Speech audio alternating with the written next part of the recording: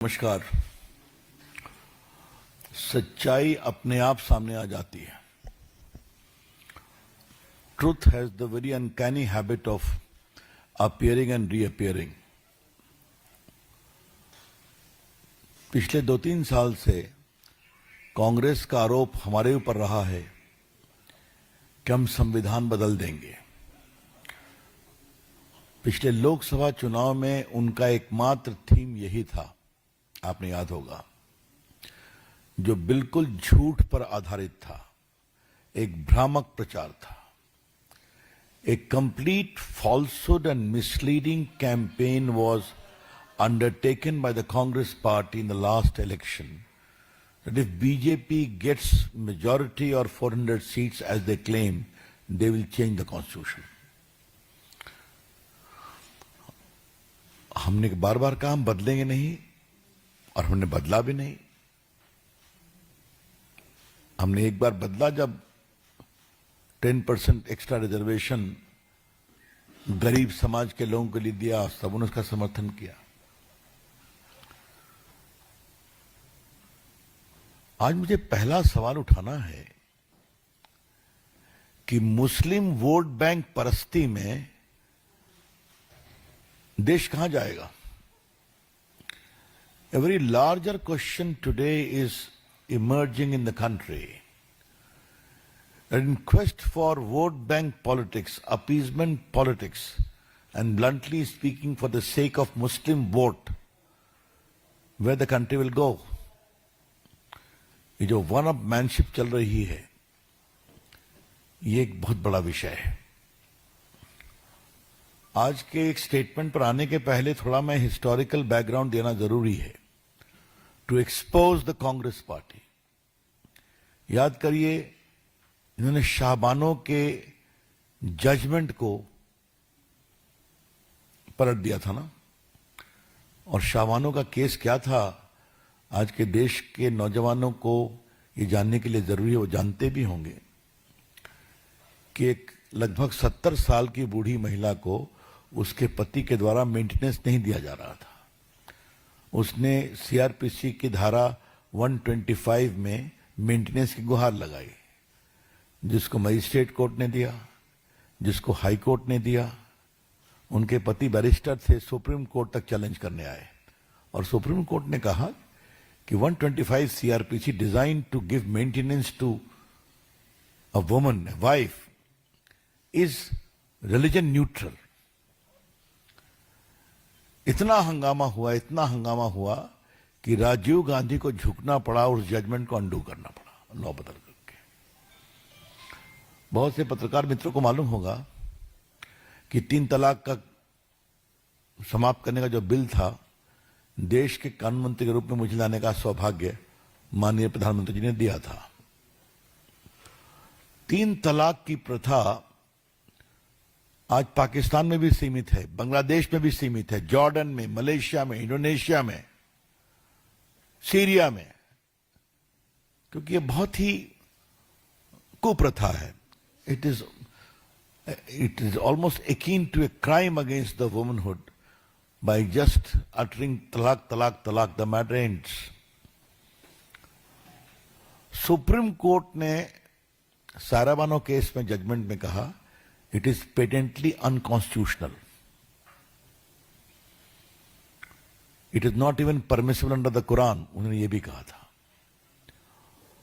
उसके खिलाफ, और कभी नहीं भूलिए कि वहां पर all India Muslim personal law board की ओर से कहा गया कि आप जजमेंट मत दीजिए, हम खुद परसुएड करेंगे कि आगे जो निकाह नामा बनेगा उसमें हम लिखवाएंगे दोनों पक्षों से, हस्बैंड से खासकर, कि हम तलाक तलाक तलाक नहीं करेंगे। ठीक है?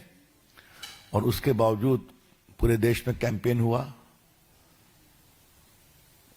आज मैं आप लोगों को बताना चाहता हूं, और आपके माध्यम से देश को बताना चाहता हूं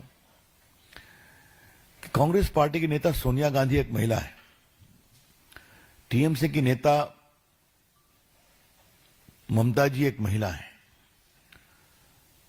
इन सबों ने 3 तलाक को समाप्त करने के बिल का विरोध किया था।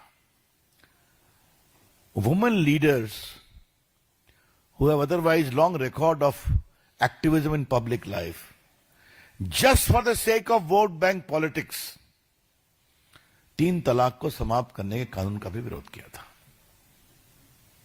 मैं बाकी पार्टियों की बात लेफ्ट की भी नहीं कर रहा हूं, समाजवादी पार्टी की, लेकिन वोट बैंक की पकड़ और जकड़ कितनी ज्यादा है कि बड़े पार्टियों की महिला नेत्री भी महिला के लिए लाए गए कानून पर दब जाती हैं क्योंकि वोट गड़बड़ा जाएगा।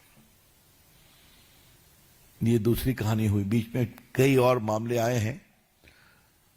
अभी तक एएमयू में एससी एसटी को रिजर्वेशन नहीं है, मालूम है ना आपको? वो मामला कोर्ट में चल रहा है। देश कहां तक जाएगा, ये बड़ा सवाल है। इसी कड़ी में डीके शिव कुमार जो उप मुख्यमंत्री हैं, उनका स्टेटमेंट मैं पढ़ता हूं क्योंकि बात वेरी क्लैरिफाई, ये मामला उठा है, पढ़ता हूं। ये जब पूछा गया news 18 India diamond state summit पर, वो बोल रहे थे there is a big debate going on regarding this issue, जो मुस्लिम रिजर्वेशन हुआ है 4% गवर्नमेंट कॉन्ट्रैक्ट में। Many BJP leaders have claimed that Muslims are repairing bike puncture. It is our responsibility to uplift every section of society, allowing them to come forward and be part of development. We have initiated something and we know that everyone will approach the court. Many judgments have altered the constitution over time. Let us see, let us watch, let what court comes out. We have started something.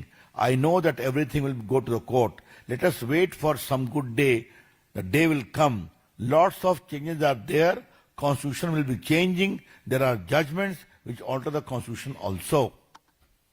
इसका क्या मतलब है? क्या आवश्यकता पड़ी तो हम संविधान को बदलेंगे ना? मैंने उनके बिल्कुल वक्तव्य को पढ़ा दिया। अब बाद में उनका आया है, जब हंगामा हुआ, I have not said that we are going to change the constitution. Whatever they are quoting is wrong. अब मैंने उनका पूरा स्टेटमेंट पढ़ दिया, रिकॉर्ड पर है।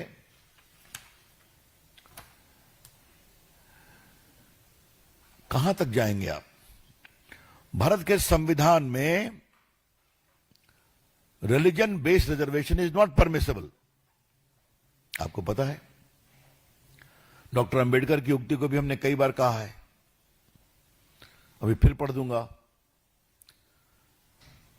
आप बैकवर्ड जो हैं, बैकवर्डनेस के आधार पर रिजर्वेशन देंगे।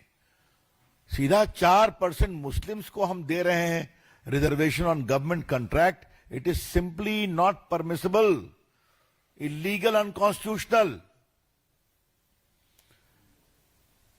फिर भी आप किए जा रहे हैं। तो ये जो मुस्लिम वोट बैंक पॉलिटिक्स में वन अप मैनशिप चल रही है, ये कहां तक जाएगी? बीजेपी इसकी बहुत भर्त्सना करते हैं। आज देखिए, आपको हम एक बात कहना चाहते हैं। नागपुर में जो हिंसा हुई, वो हिंसा किसने कराई, ये सारी बातें सामने आ रही हैं ना। उनका एजेंडा क्या था, उनके लिंकेज क्या थे, कहां से विदेश से भी उनको प्रॉम्प्टिंग होती थी। अभी तक कांग्रेस पार्टी ने कुछ कहा है क्या? इसे हम सही नहीं मानते। 65 करोड़ लोग कुंभ में गए। क्या राहुल गांधी कुंभ में गए क्या? उनके बाकी नेता गए, कुछ गए, ये क्यों नहीं गए? ये शर्मिंदगी किस बात की है? सोनिया जी, प्रियंका जी को जानने में शर्मिंदगी किस बात की है? पहले तो राहुल गांधी कभी कभार मंदिर में दिखाई पड़ते थे, अब वो भी बंद हो गया है। वोट का दबाव, वोट चाहिए। और ये मैं फिर आपसे कह रहा हूं, बार बार हारते हैं, सिकुड़ते जा रहे हैं। बिहार यूपी में साफ हो गए ना। यूपी में तो बाई इलेक्शन लड़ने की हिम्मत भी नहीं हो रही। बार बार हार रहे हैं, फिर भी वोट बैंक के लिए, मुस्लिम अपीजमेंट के लिए आप कहां तक जाएंगे? ये पिछले मैंने 40 साल का आज आपके सामने रिकॉर्ड रख दिया। क्यों? ये सारा हक एससी एसटी और ओबीसी के अधिकार को छीनने की कवायद है। क्या इन पार्टियों ने कंजर्वेटिव मुस्लिम लीडरशिप को उनकी पॉलिटिक्स पर वीटो का अधिकार दे दिया है क्या? I am repeating my query in a very straight away manner. Do these parties, the Congress party, the Samajwadi party, the leftist party, have given a veto to the Muslim radical clergy to have a veto on their politics? ये देश के लिए बहुत गंभीर सवाल है. इसकी हम भर्त्सना करते हैं. ये ठीक नहीं है. इसे देश की एकता कमजोर होगी. और जो गरीब मुसलमान हैं उनके विकास का प्रयास किया जाना चाहिए. आप देख रहे हैं कि मोदी जी की सरकार सबका साथ, सबका विकास, सबका प्रयास में क्या मुसलमान गांव में सड़कें नहीं पहुंच रही हैं क्या? वहां बिजली नहीं पहुंच रही है क्या? सब जगह जा रही है. वोट दे या न दे. तो ये हम बहुत भर्त्सना करते हैं. Mister Rahul Gandhi, will you speak up?